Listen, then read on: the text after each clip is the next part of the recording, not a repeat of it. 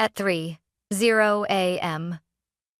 I woke to the faint hum of the heater and the quiet rhythm of rain against my window. What I didn't hear, what I couldn't have known, was the sound of my younger sister, Madison, slipping into my room. While I slept, she pulled my wallet from the nightstand, slid my business credit card out, and walked away like it was hers. By morning, 19:00 was gone.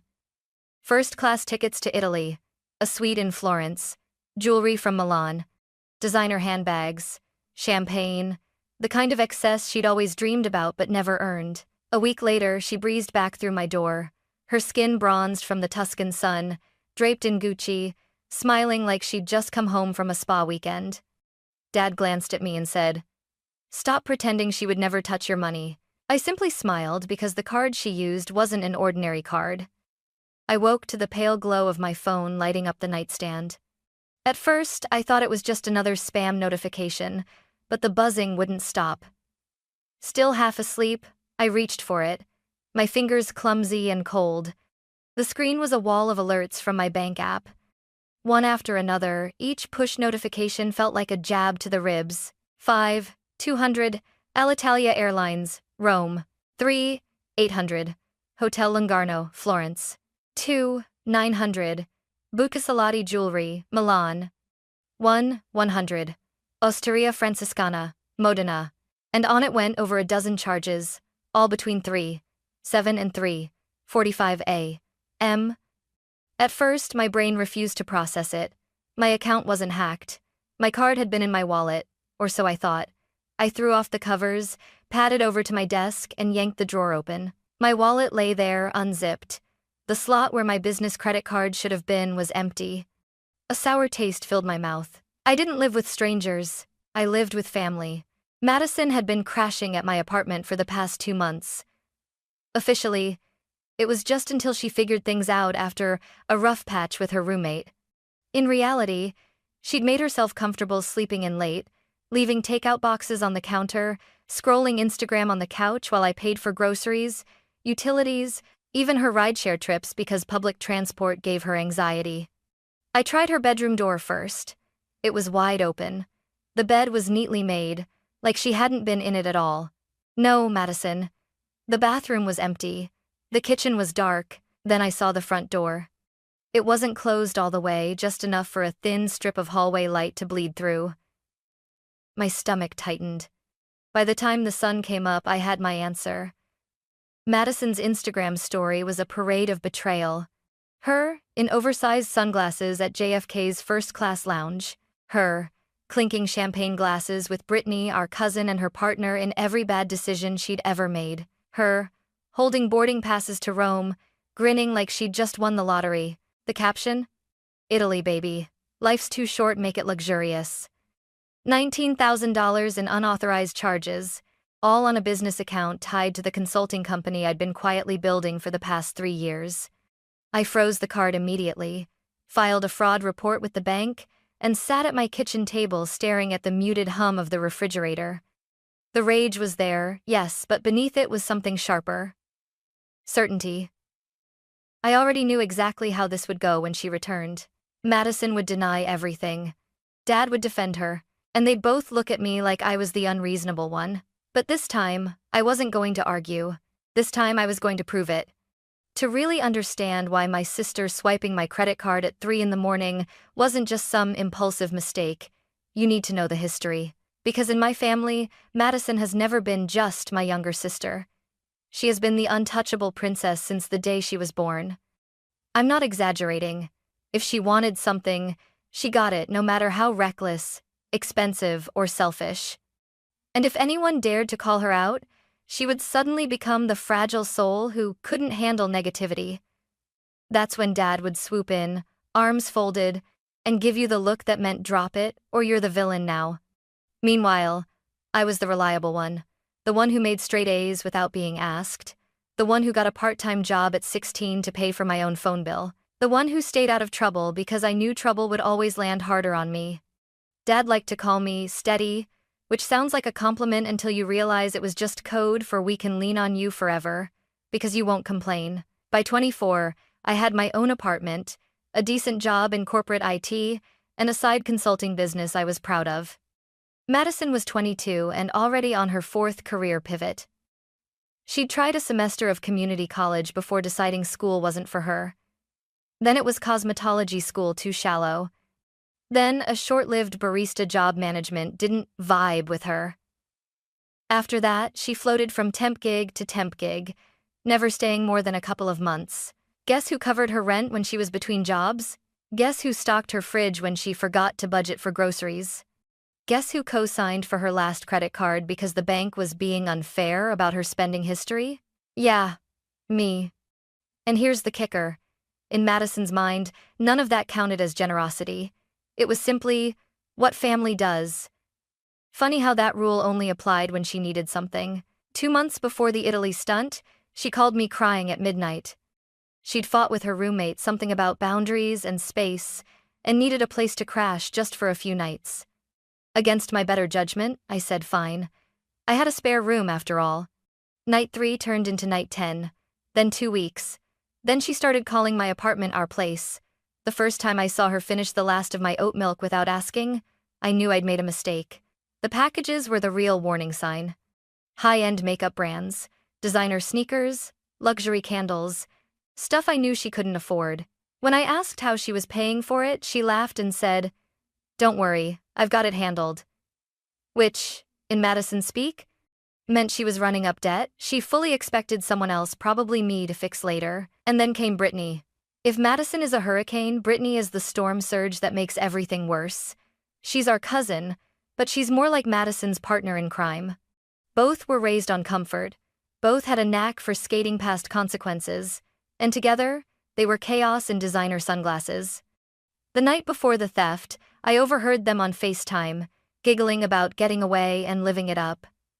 I rolled my eyes and went to bed, thinking it was just their usual fantasy talk. Madison had maybe $100 to her name. How far could she possibly get? I should have known better, because in our family, reality has never been a barrier for Madison. Someone else always foots the bill. And this time, that someone was me. I'm not the type to throw accusations without proof, especially when I know exactly how the family will react. In our world, Madison doesn't commit crimes. Madison makes mistakes. And mistakes, according to Dad, are supposed to be forgiven before they're even acknowledged. So I started gathering evidence. First, the building's security footage. I know the superintendent, and I've fixed his Wi-Fi more than once, so when I asked to review the hallway camera from last night, he didn't ask questions. The timestamp was burned into my brain. 3:12 a.m. Madison creeping down the hallway, my leather wallet clutched under her arm, suitcase wheels whispering against the carpet. 30 seconds later, Brittany appears, phone in hand, grinning like they're headed to a slumber party. They push through the lobby doors, disappear into the back seat of a rideshare, and the car pulls away. Next was Instagram. Brittany's story was gone by morning. She's always quick to delete, but Madison isn't as careful. At 4:07 a.m., she posted a boomerang of herself clinking champagne glasses in JFK's Alitalia lounge. The caption read, "Italy, baby. Manifesting the luxury life we deserve." And then there was my ace. The card itself.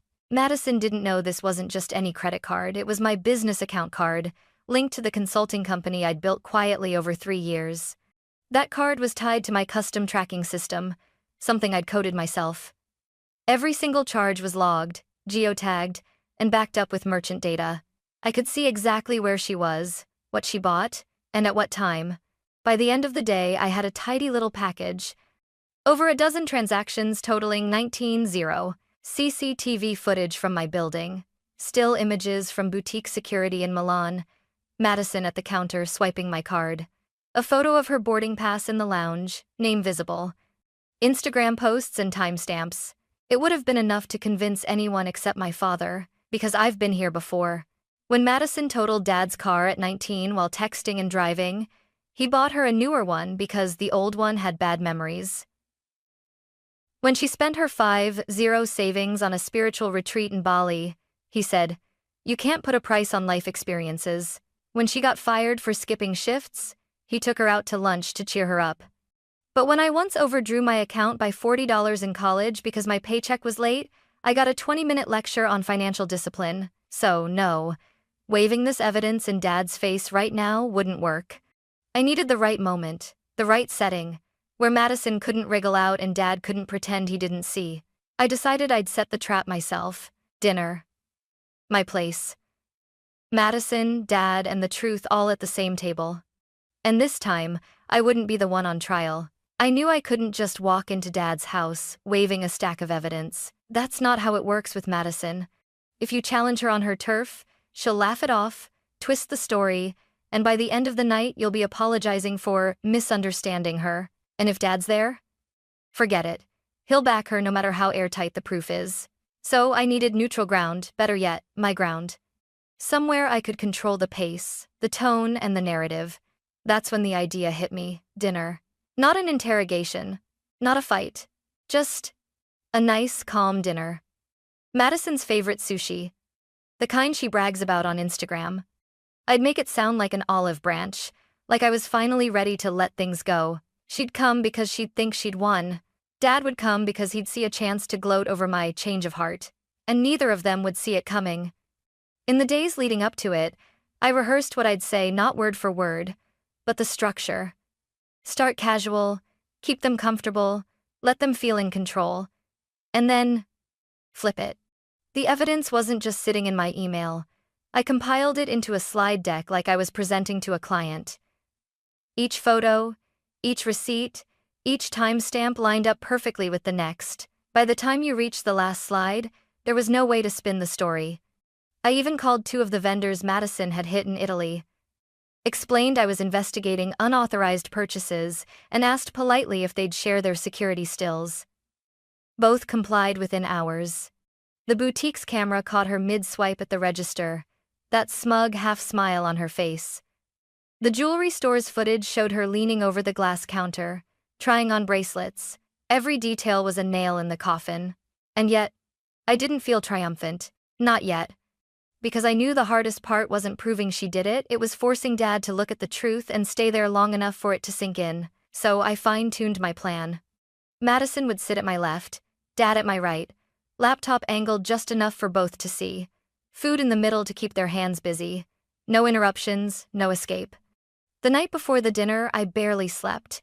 I kept replaying every scenario in my head, Madison storming out, Dad yelling, maybe even both walking away before I could show everything.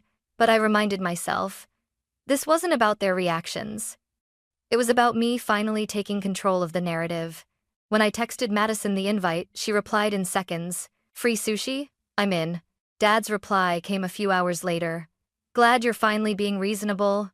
We'll be there at 7. I closed my phone, took a deep breath, and looked over the slide deck one last time. They had no idea that by the end of dinner, the family dynamic we'd been living with for years would be gone, burned down to the foundation. And I was more than ready to light the match. I ordered the sushi. Madison loved the kind so overpriced you start wondering if they charge extra for the air around it. I told her Dad should come too, since we all need to clear the air. They arrived together, right on time.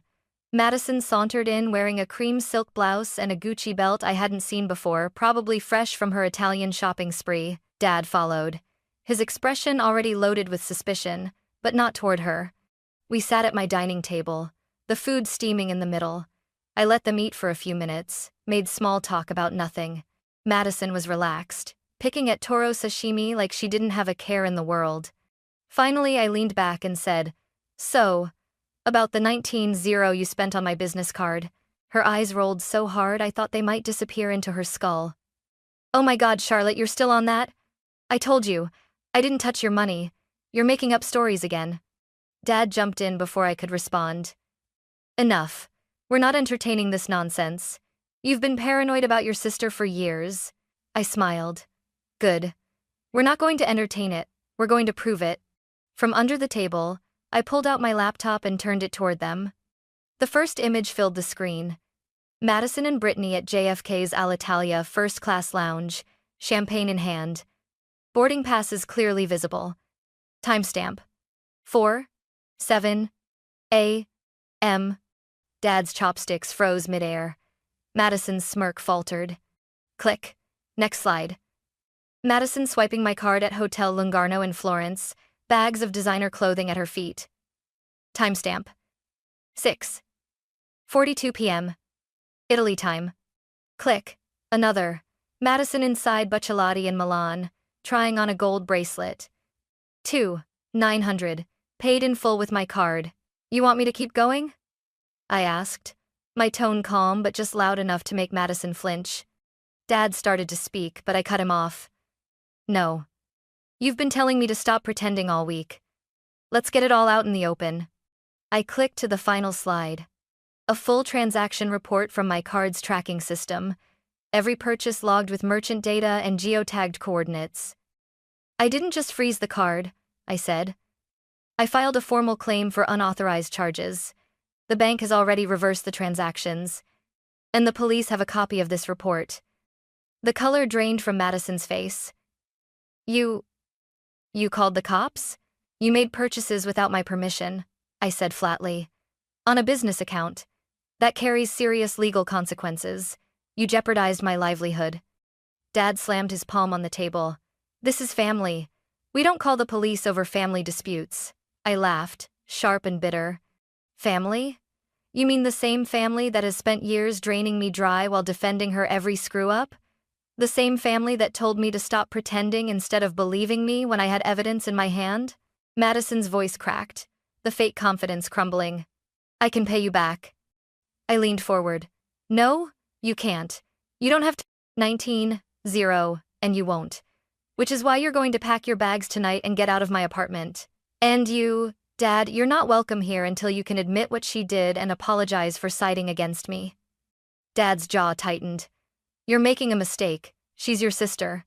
No, I said, standing. She's a grown adult who's been allowed to live without consequences because you've never made her face them. Congratulations. She's about to. I slid an envelope across the table. Inside, a printed copy of the police report, the bank's case number, and a list of every transaction she made. If you think I'm bluffing, call the detective. He's expecting your call. Madison pushed her chair back so fast it scraped the floor. You're ruining my life. I pointed to the door. No, Madison. I'm making sure you don't ruin mine. She stormed into the guest room to start packing. Dad stayed for a moment, staring at the envelope like it might explode. Then he stood, muttered something about me being heartless, and followed her out. When the door slammed shut, the silence felt like oxygen flooding my lungs. For the first time in years, I felt absolute, unshakable control over my own life. For the first 24 hours after I kicked them out, my phone didn't stop vibrating. Madison started with texts. You're overreacting. You've always been jealous of me. You'll regret this. When that didn't get a response, she switched to voice messages, half crying, half screaming. You've turned the whole family against me. Dad's so upset he hasn't eaten all day. Good, I thought. Maybe now he knows what it feels like when someone else stops carrying his weight. By the next morning, Dad was calling nonstop. I let every call go to voicemail. Then came the guilt trips via Mom, who I hadn't seen in weeks. Can't you just drop the charges? It's tearing us apart. She's your only sister. You should be supporting each other. Supporting her? I'd been doing that since we were teenagers. The only thing Madison had ever supported was her own bad habits. 2 days later, the real consequences kicked in. Detective Harris from the Financial Crimes Unit called to confirm they had formally contacted Madison. She had 2 options: pay back the full 19-0 and sign an admission of guilt, or face charges. I braced myself for the next tidal wave of begging. Instead, there was silence, an ominous kind of quiet that meant she was scrambling for a lifeline. Sure enough, the next morning, Brittany called. She never calls me unless she wants something. Charlotte, she began, trying for that fake friendly tone. Madison's freaking out. If she goes down for this, she'll never get a job again. I let her ramble for a full minute before cutting in. Maybe she should have thought about that before taking my card to fund her European vacation. And Brittany? If I were you, I'd delete that Rome photo dump before the police start asking how you paid for your ticket. The line went dead.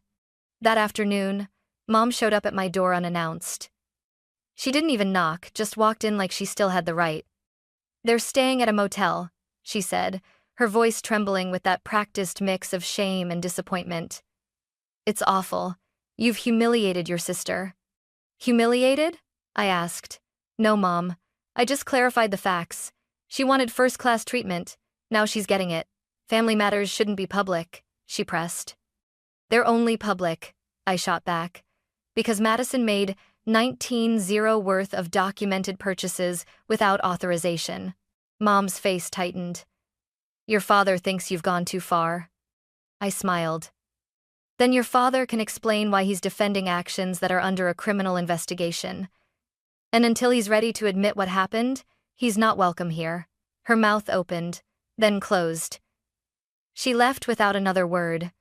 Within a week, the family split into two camps. Dad, Mom, Brittany, and the cousins who'd always worshipped Madison, painting me as the cold, heartless sister who sold out her own blood. My aunt, uncle, and a handful of relatives who'd quietly been watching this dynamic for years, finally telling me they were proud of me for standing up for myself. Uncle Robert even said, "We all knew Madison was out of control, but no one wanted to be the first to say it." It felt good to finally be the first. 2 weeks after the dinner, Madison finally appeared at my building. Not to apologize, of course not, but to negotiate. She wasn't wearing Gucci this time. Just a faded hoodie and jeans, her hair pulled back in a messy bun. She looked smaller, like Italy had been a lifetime ago. They're offering to drop everything if I pay you back in 6 months, she said, avoiding my eyes. But I need you to tell them you're okay with it. I didn't even pause. You can send the payments through my lawyer. I'm not speaking for you, and I'm not softening anything. You do this on the record, or you deal with the charges. Her jaw tightened. You're really done with me, aren't you? I leaned against the doorframe, arms crossed. Madison, I was done with you the second you took my card. This, I gestured between us, is just paperwork. She didn't reply. Just turned and walked away, shoulders stiff. By then, the family lines had hardened. Dad stopped calling. Mom texted only to send vague, guilt-laced reminders like, "Family is all we have." Brittany had blocked me on Instagram, and I considered that a blessing. Meanwhile, the other side of the family, the ones who'd stayed quiet for years, kept reaching out. My aunt sent me a bottle of wine with a note. For your first taste of peace in a long time. Uncle Robert emailed me a link to an article about setting boundaries with entitled relatives. Still, the tension was constant.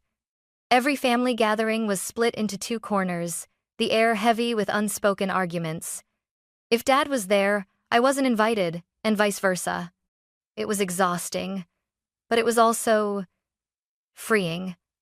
For once, I wasn't sitting through dinners pretending everything was fine while Madison bragged about her latest adventure. 3 months after the confrontation, I got the official update. The case was closed. Madison had scraped together the full 19,000 how, I didn't want to know, signed an admission of guilt, and now had a fraud charge on her record. Dad still refused to look me in the eye. The last time we passed each other in a parking lot, he muttered, "Hope you're proud of yourself," without slowing his stride. I was. Not because I'd won some family fight, but because I'd stopped losing myself in it. Madison hadn't set foot in my apartment since that night, and I hadn't had to check my bank account in the middle of the night, worried about surprise charges. I knew there would be more attempts in the future, subtle, indirect, maybe even disguised as olive branches. But the difference now was simple. I'd learned how to say no and mean it, and if they couldn't accept that, that was their problem, not mine. 6 months have passed since the night I slid that police report across the table. My apartment is quieter now. No slammed doors at midnight. No disappearing oat milk. No passive-aggressive sighs when I say I'm busy. I've stopped living in a constant state of damage control, no longer budgeting around someone else's irresponsibility, no longer waiting for the next emergency that magically only I can fix. Looking back, it's almost laughable how long I let that cycle run. Years of telling myself just this once. Years of deciding it was easier to pay the bill than to start a fight. Years of believing that family helps family meant I was obligated to drain myself for their comfort. Here's the truth they never want you to realize. If you don't set boundaries, they'll keep moving the goalposts until you can't even recognize yourself. They don't stop because you've been generous. They stop because you make it impossible for them to keep taking. And when you finally draw that line, they'll call you selfish. They'll call you heartless. They'll call you every name in the book because you've cut off their supply. I ran into Brittany at the grocery store last week. She froze like she'd seen a ghost. I smiled, said hello, and kept walking. She probably expected me to ask about Madison, to show some lingering curiosity. But the truth is, I genuinely don't care. Madison's Instagram is still active, but it's no longer first-class lounges and boutique hauls. Now it's thrift store finds and cheap wine nights. Her captions are full of starting over quotes, but I know better. This isn't reinvention, it's reality catching up. And me? I'm doing better than ever. My business is thriving. My bills are mine alone. My space is mine in every sense, financially, emotionally, physically. If Dad, Madison, or anyone else from that side of the family ever tries to test those boundaries again, I won't need a slide deck, a police report, or proof. One word will be enough. No. Because I've learned the most freeing truth there is. I am not their safety net. I am not their backup plan. I will never be their ATM.